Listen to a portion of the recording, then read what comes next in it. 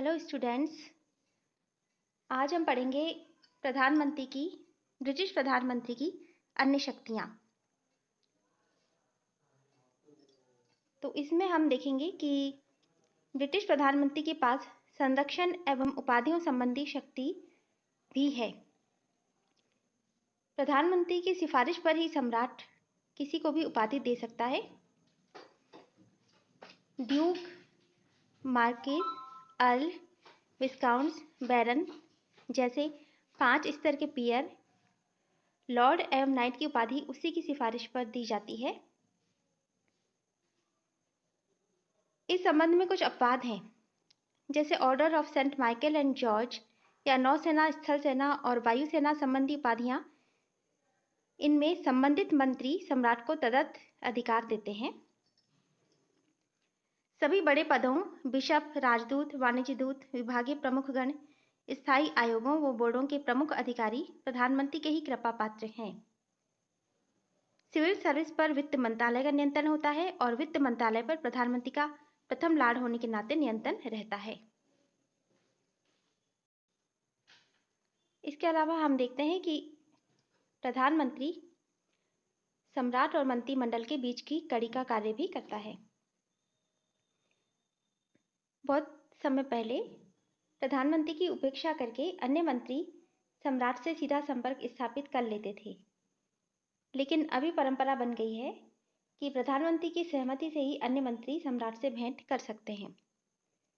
मंत्रिमंडल सचिवालय मंत्रिमंडल के निर्णयों को लिखता है और वही उसकी नकल सम्राट को भेजता है। इसके अतिरिक्त मंत्रिमंडल के अन्य विचारों, निर्णयों की सूचना, शासन संबंधी सूचना प्रधानमंत्री स्वेच्छा से सम्राट को देता है। एक बार जहां प्रधानमंत्री ने सम्राट को इस संबंध में सूचना दे दी, उसके बाद फिर अन्य किसी मंत्री द्वारा इसके दोहराए जाने की आवश्यकता नहीं होती। इस प्रकार प्रधानमंत्री सम्राट का प्रमुख परामर्शदाता है। आपातकाल में सम्राट सर्वप्रथम प्रधानमंत्री से ही सलाह लेता है।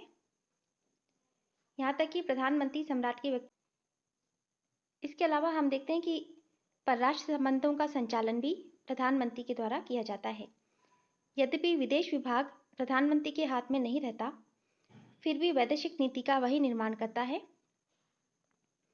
वह विदेश मंत्री के कार्यकलापों पर कड़ी निगरानी भी रखता है। वैदेशिक नीति संबंधी महत्वपूर्ण घोषणाएं प्रधानमंत्री द्वारा ही की जाती है और उसके शब्द ही अंतिम और अधिकृत माने जाते हैं। दूसरे देशों के साथ किए जाने वाले महत्वपूर्ण समझौतों पर ब्रिटेन की ओर से विदेश मंत्री नहीं वरन प्रधानमंत्री के ही हस्ताक्षर होते हैं। 1967 में प्रधानमंत्री विल्सन शस्त्र सामग्री के दक्षिण अफ्रीका भेजे जाने पर लगी हुई रोक को जारी रखना चाहते थे, लेकिन सुरक्षा और वैदेशिक विषयों से संबंधित समिति इस रोक को समाप्त करने के पक्ष में थी।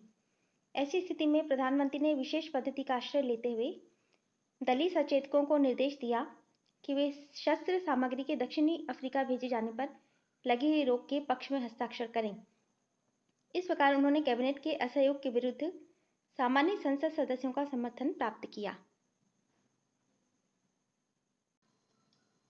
इसके अलावा हम देखते हैं कि प्रधानमंत्री अंतर्राष्ट्रीय प्रतिनिधि के रूप में भी भाग लेता है। वो महत्वपूर्ण सामाजिक, राजनीतिक, आर्थिक सम्मेलनों और उत्सवों में भाग लेता है। लॉर्ड बीकंसफील्ड ने बर्लिन की सभा में भाग लिया। लॉर्ड जॉर्ज ने पेरिस के शांति सम्मेलन में हाथ बटाया। नेविल चैम्बरलेन के प्रयास के फलस्वरूप म्यूनिख समझौता हुआ। चर्चिल ने द्वितीय महायुद्ध काल में 6 बार राष्ट्रपति रूजवेल्ट से और 2 बार सोवियत संघ के नेता स्टालिन से भेंट की, तभी मित्र राष्ट्रों की युद्ध नीति निश्चित हो सकी। इसके अलावा हम देखते हैं कि राष्ट्रमंडलीय देशों के साथ संबंध में भी ब्रिटिश प्रधानमंत्री की महत्वपूर्ण भूमिका है। उसका यह कार्य है कि वह राष्ट्रमंडलीय देशों से संपर्क स्थापित रखे और महत्वपूर्ण विषय में उनसे परामर्श लेता रहे और उनको परामर्श देता रहे। 1973 के आरंभ में ब्रिटेन द्वारा यूरोपीय आर्थिक समुदाय ECM की जो सदस्यता प्राप्त की गई थी, उसके लिए ब्रिटिश प्रधानमंत्री हैरोल्ड विल्सन के द्वारा अनेक बार राष्ट्रमंडलीय देशों से संपर्क स्थापित किया गया, ताकि आर्थिक समुदाय की सदस्यता के साथ साथ राष्ट्रमंडलीय हितों की भी रक्षा की जा सके। इसके अलावा हम देखते हैं कि प्रधानमंत्री दल का नेता भी है, यानी वो अपनी पार्टी का नेता भी होता है। शासन का प्रधान होने के अतिरिक्त प्रधानमंत्री बहुमत दल का नेता होता है। देश में उसकी सर्वोच्च शक्ति का राज यह है कि वह विजयी दल का नेता होता है। दल का नेता होने के नाते ही वह शासन का प्रधान हो पाता है। इस स्थिति में उसका व्यक्तित्व सार्वजनिक रूप ले लेता है। रेडियो, कार्टून, प्रेस आदि द्वारा जनता के समक्ष उसके विरुद्ध उंगली उठाना दल के साथ विश्वासघात माना जाता है। वह दल की एकता का प्रमुख स्तंभ है। प्रधानमंत्री के भविष्य के साथ दल का भविष्य बंधा रहता है। आम चुनाव उसी के व्यक्तित्व को केंद्र बनाकर लड़ा जाता है। देश Gladstone, Palmerston, Churchill, Attlee, Thatcher, Major, Theresa May, Boris आदि को प्रधानमंत्री चुनता है, न कि किसी खास दल को सत्ता सौंपता है। 1945 में आम चुनाव में अनुदार दल ने नहीं, वरन चर्चिल ने व्यक्तिगत रूप में देश से अपील की थी। प्रत्येक हॉल में प्रधानमंत्री की तस्वीर टांग दी गई थी, जिसके नीचे ये शब्द लिखे थे, इसको युद्ध का अधूरा काम पूरा करने दो। निर्वाचन का नारा था चर्चिल या लास्की। 1983 में आम चुनाव का मुख्य मुद्दा थैचरवाद बनाम समाजवाद था। अनुदार दल की अप्रत्याशित जीत का मुख्य कारण थैचर का लो महिला का व्यक्तित्व था। 1992 का आम चुनाव भी जॉन मेजर और नील किनाक के बीच ही था। किनाक को चुनाव में हार जाने के कारण मजदूर दल के नेता पद से हट जाना पड़ा। 2001 के आम चुनाव पर टिप्पणी करते हुए ब्रिटेन की एक पत्रिका प्राइवेट आई ने लिखा था, 2001 में लेबर की उपलब्धियों के प्रसंग में प्रधानमंत्री के व्यक्तित्व ने रसायन का संचार किया। निर्वाचन द्वारा प्रधानमंत्री राष्ट्र का प्रतीक बन जाता है। एक बार प्रधानमंत्री हो जाने के बाद उसे नेता पद से निकाल फेंकना मुश्किल हो जाता है। वस्तुतः प्रधानमंत्री के व्यक्तित्व पर ही दल टिका रहता है। अज्ञानी से अज्ञानी व्यक्ति भी 10 डाउनिंग स्ट्रीट को जानता है, लेकिन अन्य मंत्रियों या राजनीतिज्ञों के बारे में कोई चिंता नहीं करता। जेनिंग्स के अनुसार ढुलमुल मतदाता जो चुनाव परिणाम निश्चित करते हैं, वे न तो किसी दल का समर्थन करते हैं और न किसी नीति का ही, वरन वे एक नेता का समर्थन करते हैं। तो इस प्रकार हम देखते हैं कि प्रधानमंत्री के व्यक्तित्व को देख करके ही मतदाता वोट देते हैं। इसके अलावा हम ये देखते हैं कि प्रधानमंत्री कॉमन सभा का नेता भी होता है। प्रधानमंत्री हाउस ऑफ कॉमन्स का नेता है। लॉर्ड सभा में वह किसी को नियुक्त कर देता है जो उस सदन में उसका प्रतिनिधित्व करे। कॉमन सभा में इस प्रकार प्रतिनिधि की नियुक्ति की प्रथा है, लेकिन व्यवहार में प्रधानमंत्री ही जनप्रिय सदन का नेतृत्व करता है। मंत्रिमंडल का अन्य कोई सदस्य प्रधानमंत्री की तरह कॉमन सभा में समस्त मंत्रिमंडल का प्रतिनिधित्व नहीं कर सकता। शासन की नीति के बारे में अंतिम और अधिकृत भाषण प्रधानमंत्री का होता है। सरकार के कार्यों के बारे में प्रमुख घोषणाएं प्रधानमंत्री द्वारा ही होती हैं। आलोचनात्मक समस्याओं पर प्रश्न प्रधानमंत्री से ही पूछे जाते हैं। किसी साथी द्वारा दिए गए भाषण से उत्पन्न गलतफहमी को तुरंत दूर करने का कार्य उसी का है। प्रधानमंत्री ही कॉमन सभा में महत्वपूर्ण विषयों पर अंतिम सुवक्ता तथा नीति स्रोत है। वह व्यवस्थापन का भी नीति निर्धारण करता है एवं संसद का पथ प्रदर्शन करता है। सभी सरकारी विधेयक उसके निरीक्षण में एवं उसके परामर्शानुसार तैयार किए जाते हैं। वार्षिक बजट को तैयार करने में प्रधानमंत्री का बहुत बड़ा हाथ रहता है। सदन के अध्यक्ष की वह कॉमन सभा में व्यवस्था बनाए रखने में सहायता करता है। विरोधी दल के नेता के परामर्श से वह संसद का समय विभाजन तथा कार्यक्रम तैयार करता है। सरकारी और निजी कार्य का समय निर्धारित करता है। दलीय सचेतकों के माध्यम से वह दल के सदस्यों को आवश्यक आदेश देता है। संसद से संबंधित प्रधानमंत्री का अन्य महत्वपूर्ण अधिकार कॉमन सभा को विघटित करने का है। प्रधानमंत्री सम्राट को कॉमन सभा को भंग करने का परामर्श दे सकता है और सम्राट साधारणतया उसे अस्वीकार नहीं कर सकता। प्रधानमंत्री के हाथ में ये बहुत ही शक्तिशाली हथियार है, जिसके द्वारा वह कॉमन सभा के सदस्यों को अनुशासित और नियंत्रित करता है।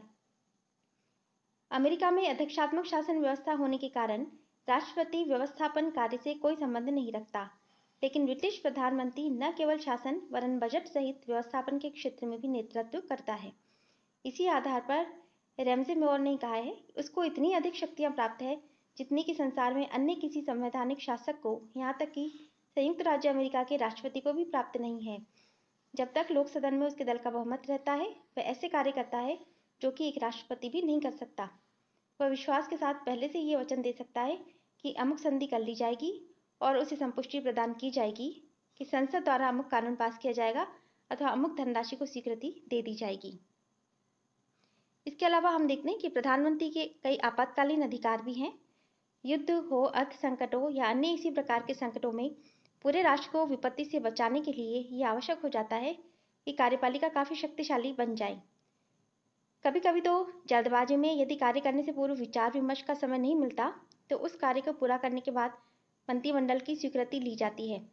जैसे डिजरेली ने स्वेज नहर में हिस्सा खरीदने के बाद उसे मंत्रिमंडल के विचार विमर्श के लिए प्रस्तुत किया। कार्टर ने प्रधानमंत्री की युद्धकालीन स्थिति की चर्चा करते हुए लिखा है, युद्ध संचालन के संबंध में प्रधानमंत्री क्या करता है यह उसके अपनी रुचि और योग्यता पर निर्भर करता है, परंतु यह स्पष्ट है कि पिछली शताब्दी की अपेक्षा उसका भाग अब अधिक व्यापक हो गया है। परामर्शदाताओं पर यद्यपि सब एकमत हो तो भी मामले नहीं छोड़े जा सकते। प्रधानमंत्री ही केवल इस स्थिति में होता है कि युद्ध संचालन के सब दृष्टिकोणों पर विचार कर उनका विश्लेषण कर सके। कोई उसका स्थान नहीं ले सकता, कोई उसका उत्तरदायित्व ग्रहण नहीं कर सकता। युद्ध काल में शक्ति और उत्तरदायित्व के केंद्रीकरण की आवश्यकता है। लॉर्ड जॉर्ज और चर्चिल उत्तरदायित्व और शक्ति का केंद्रीकरण कर सकने के कारण अत्यधिक कुशल युद्धकालीन प्रधानमंत्री कहे जाते हैं। लॉर्ड जॉर्ज ने प्रथम महायुद्ध के समय और चर्चिल ने द्वितीय महायुद्ध के समय अपने मंत्रिमंडलों का पुनर्गठन किया। चर्चिल तो सुरक्षा मंत्री के पद का निर्माण कर स्वयं उस पद पर आसीन हो गया था।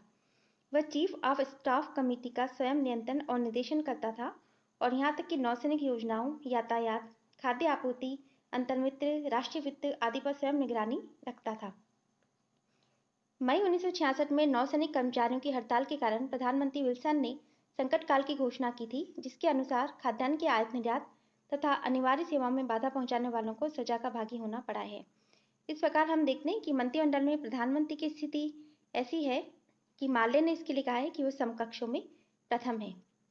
किंतु प्रधानमंत्री को मंत्रिमंडल में जो महत्वपूर्ण स्थिति प्राप्त होती है, उसे देखते हुए सर विलियम हारकोर्ट ने प्रधानमंत्री को नक्षत्रों के बीच चंद्रमा कहा है। लेकिन डॉक्टर जेनिंग्स इस वाक्यांश को भी पर्याप्त न मानकर कहते हैं कि प्रधानमंत्री केवल सामान्य श्रेणी वालों में प्रथम ही नहीं है और न केवल हारकोर्ट के शब्दों में सितारों के बीच चंद्रमा ही है, वह सूर्य के सदृश है जिसके चारों ओर अन्य नक्षत्र घूमते रहते हैं। इसी प्रकार रैमजो मॉर ने भी अपना दृष्टिकोण व्यक्त किया है।